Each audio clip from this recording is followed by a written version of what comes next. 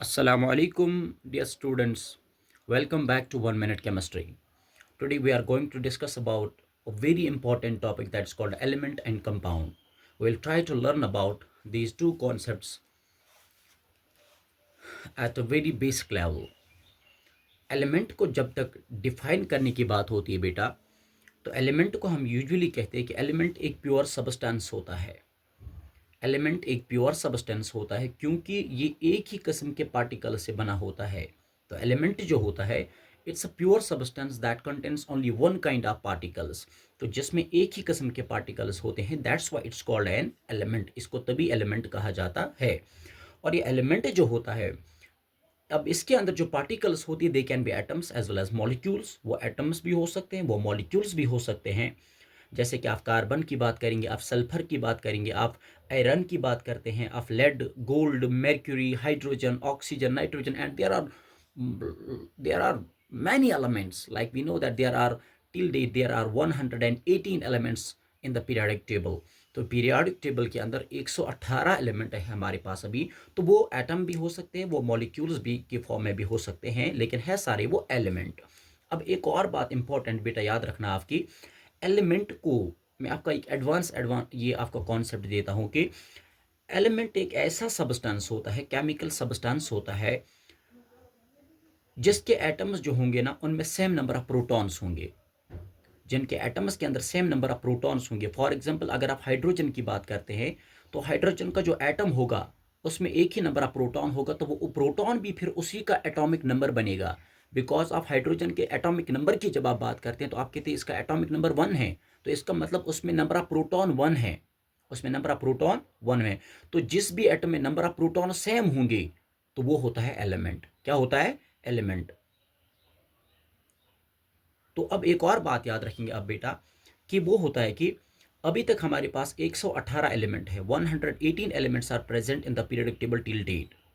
अब ये एलिमेंट जो होता है ये प्योर क्यों होता है? हम क्यों कहते हैं कि element is a pure substance? Because हम ये जानते हैं कि ये एलिमेंट जो होता है it can not be broken down in its constituents. हम इसको इसके कॉन्स्टिट्यूएंट्स के अंदर ब्रोक डाउन नहीं कर सकते हैं, नहीं कर सकते हैं। दैट्स वाई इस एलिमेंट को प्योर सब्सटेंस कहा जाता है। लेकिन इन 1920s की जब हम बात करते हैं बेटा, तो there has been certain controversies over over isotopes. Isotopes की बात जब आती है, कहा जाता है क्या हम उनको अलग क्लास ऑफ एलिमेंट्स में रखें या ना रखें, तो there is some sort of controversy जो अभी तक सॉल्व नहीं हो पाई है। ये पॉइंट आप बहुत याद रखना। अब बेटा याद रखना आपको, एलिमेंट जो होता है ना, ये एलिमेंट मेटल भी हो सकता है, ये नॉन मेटल भी हो सकता है, ये मेटालॉइड भी हो सकता है। अब आप बताएंगे कि ये किस बुनियाद पे एलिमेंट को कर दिया गया है, तो याद रखना आप, फिजिकल और केमिकल प्रॉपर्टीज की बुनियाद पे it has been found that the elements can be metals, they can be non metals, as well as they can be metalloids, और which are also called semi metals, जिनको कहा जाता है।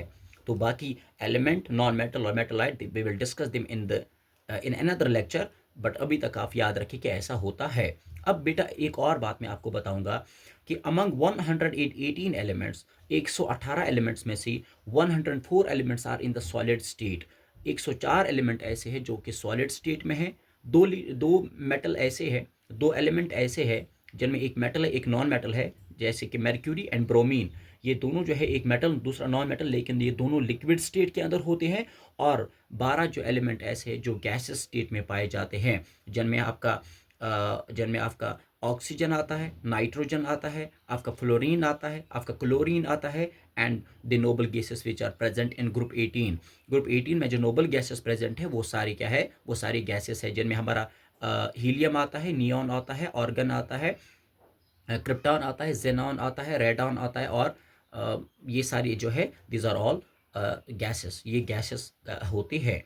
तो एक और बात याद रखना बेटा कि हमारी जो कायनात है, कायनात जो हमारी है, तो it's almost made up a baryonic matter. ये कायनात जो हमारी है बेटा, तो इट्स ऑलमोस्ट जो है वो एलिमेंट से ही बनी हुई है। तो ऑल बेरियोनिक मैटर, जितना भी हमारे पास बेरियोनिक मैटर है कायनात के अंदर, वो सारा एलिमेंट से ही बनाया गया, एलिमेंट से बना हुआ है। लेकिन but there are certain things in the universe which are set to be non baryonic.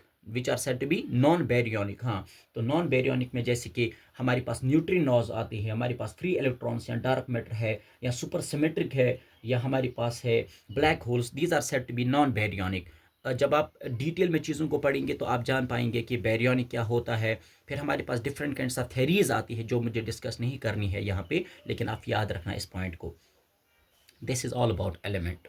तो बेटा then we come to the next topic that's called as compound.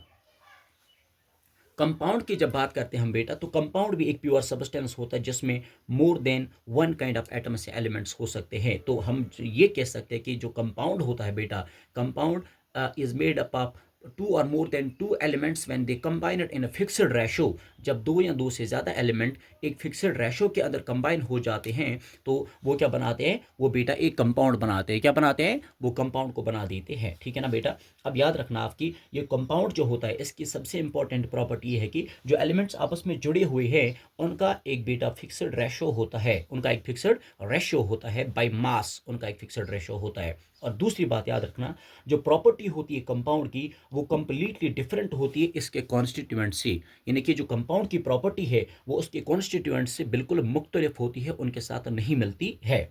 जैसे कि आप एग्जाम्पल के तौर पे, जैसे मैंने आपको यहाँ वाटर की एग्जाम्पल बेटा अगर आप देखेंगे, इस वाटर को मैंने आपको यहाँ दिखाया है। तो अगर आप इस वाटर की बात करेंगे बेटा, ये वाटर जो होता है ना, जिससे हम कहते हैं कि डाई हाइड्रोजन मोनोऑक्साइड, क्या कहते हैं हम इसको, डाई हाइड्रोजन मोनोऑक्साइड। तो water is called dihydrogen monoxide. The chemical name of water is dihydrogen monoxide. क्यों? बिकॉज हाइड्रोजन हमारे पास दो है तो डाई लगेगा, नाम इसका हाइड्रोजन है तो डाइहाइड्रोजन आएगा, और ऑक्सीजन जो है ये in the form of oxide है तो ये बनेगा डाइहाइड्रोजन मोनोऑक्साइड। अब आप इन दोनों को अगर देखोगे, हाइड्रोजन और ऑक्सीजन को, इनका अगर आप मास के द्वारा इनका प्रपोर्शन देखोगे, रेशोगे, ये देखोगे इनका फिक्सड रेशो होता है। तो हम जानते हैं atomic number of hydrogen is 1। तो हाइड्रोजन का बेटा अगर मैं आपको यहाँ दिखाऊं, हाइड्रोजन का एटॉमिक नंबर 1 है, लेकिन हाइड्रोजन हमारे पास 2 है तो ये आएगा 2। ऑक्सीजन का एटॉमिक नंबर है 8, तो इसका मास को डबल करेंगे तो वो बनेगा 16। अब इसको सिंपलीफाई करेंगे आप, ये 2 1 2 और 2 8 आएगा 16, तो रेशो आया 1:8। इसका मतलब 1 मोल हाइड्रोजन का और 8 मोल ऑक्सीजन के जब आपस में जुड़ते हैं तो वो हमेशा वाटर ही बनाते हैं। फिर आप इस वाटर को कहीं से भी लाए, अगर आप पानी को हासिल करते हैं अमेरिका से, अगर आप पानी को हासिल करते हैं ऑस्ट्रेलिया और एनी अदर कंट्री से आप हासिल करते हैं, लेकिन इसका रेशो हमेशा 1:8 होगा। बिकॉज अभी तक कहीं किसी मुल्क में ये नहीं कहा गया कि वाटर का फार्मूला है H3O या H5O। तो वाटर का फार्मूला हमेशा H2 ही होता है, रिगार्डलेस आपकी आप इसको किसी भी सोर्स या किसी भी कंट्री से हासिल करें, इसका रेशो हमेशा 1:8 होगा। इसी तरह से, तो अब एक और बात भी आप याद रखेंगे कि ये जो वाटर है इसको हम डिकम्पोज कर सकते हैं, हाइड्रोजन और ऑक्सीजन को अलग हम कर सकते हैं जब इसमें से हम इलेक्ट्रिसिटी को पास कराते हैं by the process of electrolysis. जब आप एसिडिफाइड इसको बना देते थे, एसिडिफिकेशन करते हैं, तो एट दैट पीरियड टाइम ये वाटर को हम ब्रेक डाउन भी कर सकते हैं। इसको केमिकल मेथड से ब्रेक डाउन किया जा सकता है अलग अलग कंपोनेंट्स में। ये हम क्या कर सकते हैं, इसको ब्रेक डाउन कर सकते हैं। और दूसरी बात मैंने आपको कही कि कंपाउंड की प्रॉपर्टी उसके कॉन्स्टिट्यूएंट से डिफरेंट होती है। ऐसा क्यों? बिकॉज हम जानते हैं इस वाटर में जो ये हाइड्रोजन है बेटा, ये हाइड्रोजन एक कॉम्बस्टिबल गैस होती है। कॉम्बस्टिबल गैस यानी कि जो जलता है। कॉम्बस्टिबल का मतलब जो जल जाता है। Oxygen is the supporter of combustion. लेकिन जब ये हाइड्रोजन और ऑक्सीजन दोनों मिलते हैं ये वाटर को बनाते हैं, and we know that water extinguishes fire, ये पानी ये आग को बुझा देता है। इसका मतलब हाइड्रोजन और ऑक्सीजन की प्रॉपर्टी अलग थी, लेकिन जब ये दोनों जुड़ी तो इनकी प्रॉपर्टी चेंज हो गई, इनकी प्रॉपर्टी क्या हो गई, चेंज हो गई। तो that's what the compound is all about. Then we have बेटा टाइप्स ऑफ कंपाउंड्स। हमारे पास कंपाउंड अलग अलग किस्म के होते हैं, जैसे कि मेरे पास आयोनिक कंपाउंड है, कोवलेंट कंपाउंड है, ऑर्गेनिक कंपाउंड है, इनऑर्गेनिक कंपाउंड है। अमंग दिम मैं इनमें से आपको दो ही एक्सप्लेन करूंगा, एक है ऑर्गेनिक कंपाउंड, एक है इनऑर्गेनिक कंपाउंड। बेटा ऑर्गेनिक कंपाउंड्स वो होते हैं जिनको हम लिविंग थिंग्स से डिराइव करते हैं डायरेक्टली या इनडायरेक्टली। तो वो all those compounds which are derived directly from living things और इनडायरेक्टली, जिनको हम डायरेक्टली या इनडायरेक्टली प्लांट्स या एनिमल्स या माइक्रो ऑर्गेनिज्म से डिराइव करेंगे, उन कंपाउंड्स को कहा जाता है बेटा, उन कंपाउंड्स को कहा जाता है ऑर्गेनिक कंपाउंड्स।